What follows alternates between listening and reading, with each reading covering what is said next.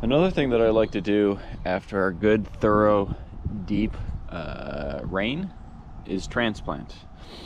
So I have deep composted beds, and it's very difficult to get a good watering further down into the beds. And when it does dry out, it tends to be very flowy, and it's difficult to work with in how I go about transplanting. So if I were to do it with the broad fork and use my cedar or transplanter, the board that gives me the square foots, you're not really going to get the sort of indentation that I need for all my measurements.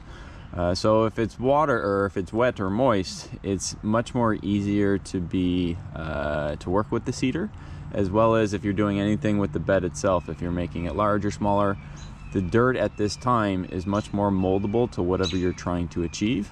So anytime there is a good rain like we had yesterday, one of the tasks that I always go after is transplanting, because it makes life so much easier for me when I actually do the transplanting in the setup that I use.